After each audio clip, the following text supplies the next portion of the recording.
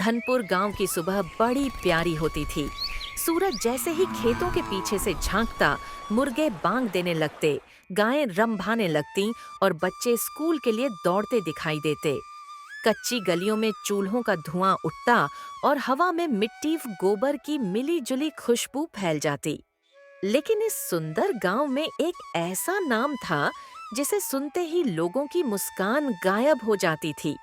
लालचंद जमींदार। कोई कहता, अरे, उसका नाम मत लो, कहीं सुन ले। उसकी परछाई भी मुफ्त में नहीं पड़ती। गांव के बुजुर्ग अक्सर कहते थे, ऐसा लालची इंसान तो हमने अपनी जिंदगी में कभी नहीं देखा था। शायद क्या खा के जन्म लिया है उसने, इतना अहंकार है।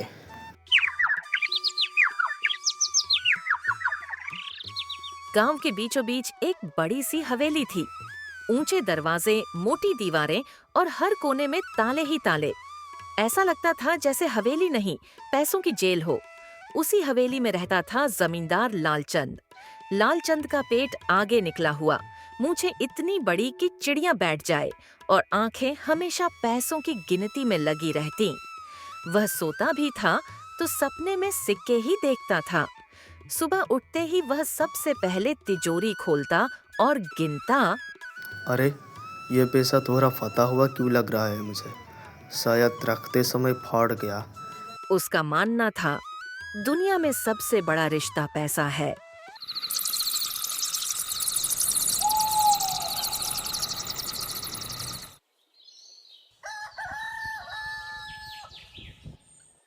लालचंद का नौकर था भोलू।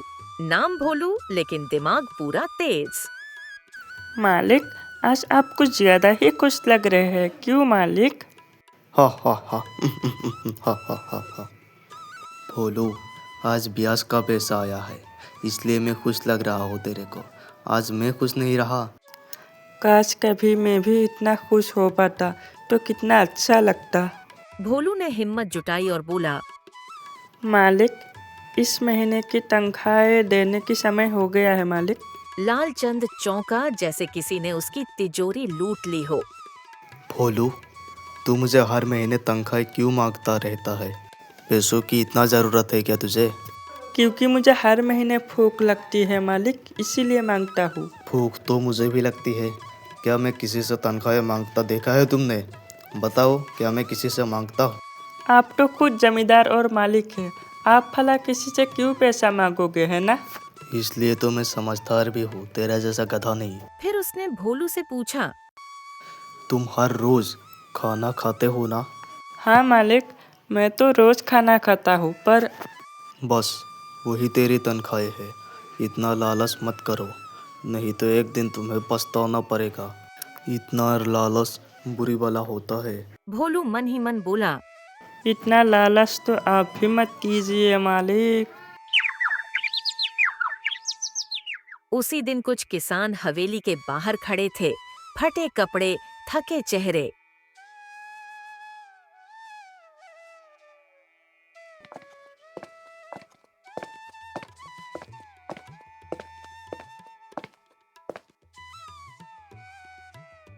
मालिक, सूखा पड़ गया है, थोड़ा कर्ज चाहिए। कर्ज मिल जाएगा, पर ब्याज थोड़ा सा ज़्यादा देना पड़ेगा। हो सके तो बोलो, दोगे ज़्यादा ब्याज? मालिक, पर इतना ब्याज तो जान ले लेगा। जान नहीं लूँगा, बस खेत ले लूँगा। किसान एक दूसरे का मुंह देखने लगे। देखो, अगर तुम लोगों को कर्ज चाहिए तो इधर दस्तखत करो जल्दी, नहीं तो नहीं मिलेगा। एक बूढ़े किसान ने कांपते हाथों से कागज पकड़ा। बूढ़ा बोला, मालिक, थोड़ा सा रहम करो, हम इतना कर्ज कैसे देंगे? हमारा तो इतना औकात नहीं है कि हम इतना कर्ज चुका सके। रहम, ये क्या चीज़ है? ये वाला किस मंडी पे मिलता है? क्या तुम बता सकते हो ये कहाँ मिलेगा मुझे? सब किसान चुप हो गए। शाम को गांव की चाय की दुकान पर चर्चा हो रही थी। एक आदमी बोला, जमींदार का दिल पत्थर का है। पानी भी कभी कभी पत्थर छोड़ देता है। पर ये नहीं, ये कभी नहीं सुधरने वाला। अगर लालचंद को स्वर्ग का रास्ता मिले तो भी वह पूछेगा इसका किराया कौन देगा। मेरे पास तो पैसा नहीं है।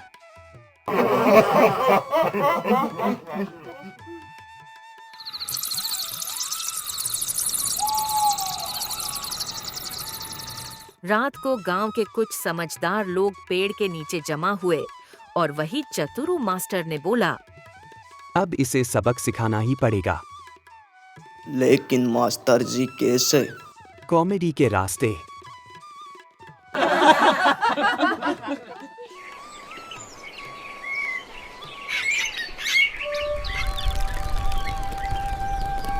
उधर हवेली में लालचंद अकेला बैठा पैसा गिन रहा था। अचानक उसे लगा जैसे कोई उसे देख रहा हो। उसने चारों ओर देखा। कौन है वहाँ? कौन मुझे बार बार देखे जा रहा है? कौन है? सामने आओ। कोई जवाब नहीं, बस हवा की आवाज। लालचंद बोला, शायद आज कुछ ज्यादा ही सीख के गिन लिए, शायद इसलिए ऐसा हो रहा है।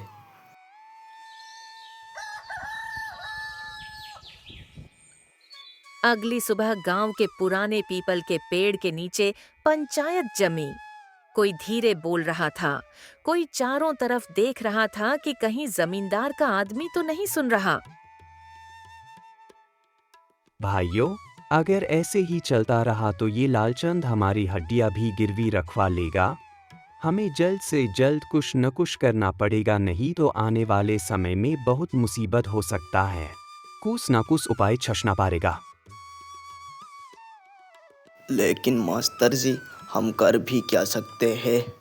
हम उसे वही दवा देंगे जो उसे सबसे ज्यादा पसंद है, ताकि उसे न सिर्फ आराम मिले बल्कि उसका मन भी खुश हो जाए और उसे महसूस हो कि हम उसकी पूरी परवाह करते हैं। उसे ऐसी दवा देना होगा। पैसा। नहीं, डर और कॉमेडी। मैं साधु बनूंगा। आप साधु? यह सुनकर तो मुझे अपनी ही कानों पर भरोसा नहीं हो रहा। आपको देखकर कहीं से भी साधु जैसा एहसास नहीं होता। न आपके चेहरे पर संयम दिखता है, न चाल हाल में वैराग्य। फिर भी आप खुद को साधी कर रहे हैं। क्यों? साधु को भी तो अक्ल चाहिए। क्या साधु होने का मतलब यह है कि इंसान अपनी समझबूझ खो दे? क्या मेरा पास ज्ञान नहीं हो वैराग्य का अर्थ मूर्खता नहीं होता, और ज्ञान बिना अक्ल के कभी पूरा नहीं हो सकता? मास्टर जी, अगर जमींदार ने हमें पहचान लिया तो? उसे अगर जरा भी शक हुआ तो हमारी पूरी योजना बेकार जाएगी। फिर हमें ना ही बचने का मौका मिलेगा और ना ही सच को सामने लाने का मौका मिलेगा। पूरी बर्बाद हो जाएंगे हम। तो कह दूंगा, पिछले जन्म का ब्याज लेने आया हूं।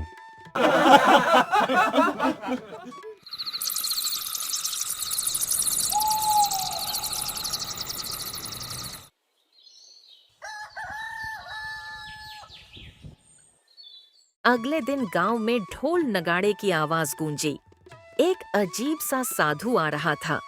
बड़ी जटाएं, तिलक, गले में रुद्राक्ष और चाल ऐसी जैसे पेट में गैस भरी हो। लोग फुसफुसाने लगे।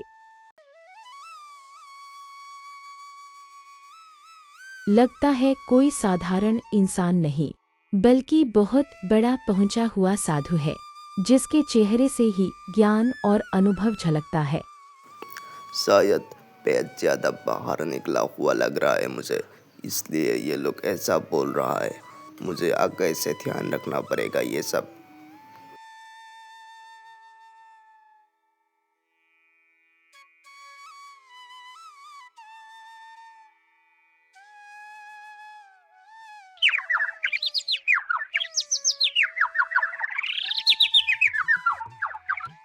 साधु हवेली पहुंचा। दरबान बोला, आप कौन हैं महाराज? पहचाना नहीं मैंने। मैं हूँ लालच हरने वाला बाबा। मैं किसी का भी लालच एक चुटकी में गायब कर सकता हूँ, इसलिए अहंकार मत करो। अच्छे से रहो, अच्छे कर्म करो, तभी जीवन में आगे जा सकते हो तुम लोग। दरबान घबरा गया और अंदर खबर कर दी। लालचंद साधु को देखते ही बोला, बाबा, आपको क्या कुछ चाहिए? कुछ सरहाबा दे दूँ क्या आपको? अगर आपकी कोई दिक्कत नहीं हो तो, जैसे कपड़ा वगैरह, खाना कुछ चाहिए तो मुझे बोल दो, कोई टेंशन वाली बात नहीं है। मैं जो भी आपको चाहिए वो आपको दे दूँगा। नहीं बच्चे, मैं कुछ भी लेने नहीं आया हूँ, मैं तो बल्कि तुम्हें देने आया हूँ, तेरे जीवन की खालीपन को भरने।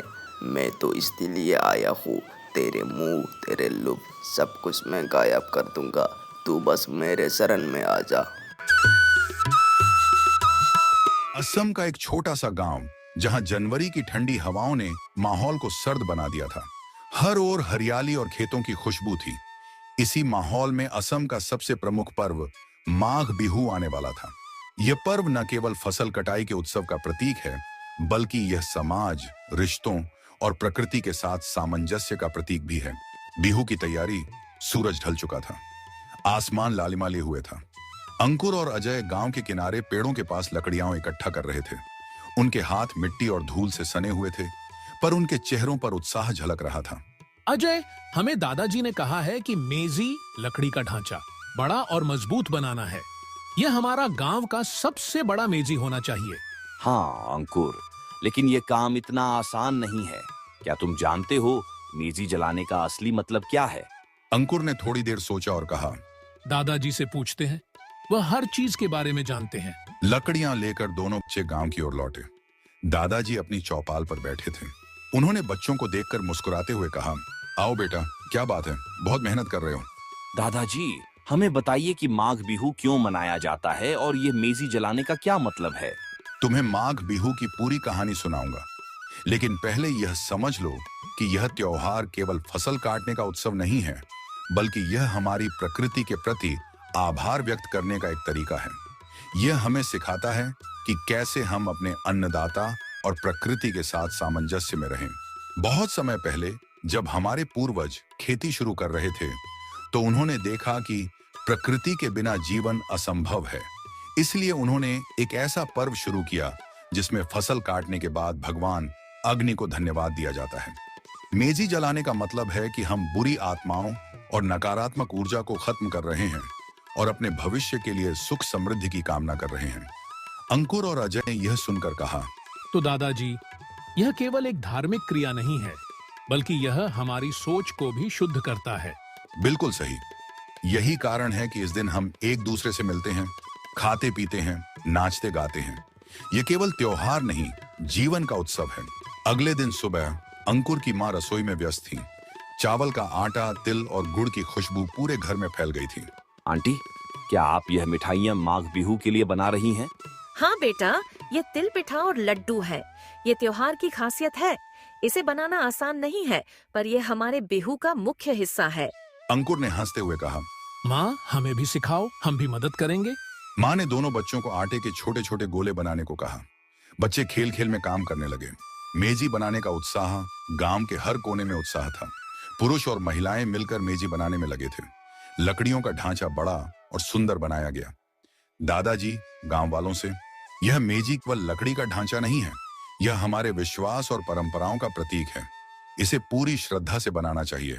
बच्चे दौड़ दौड़ कर मदद कर रहे थे। महिलाएं पारंपरिक गाने गा रही थीं।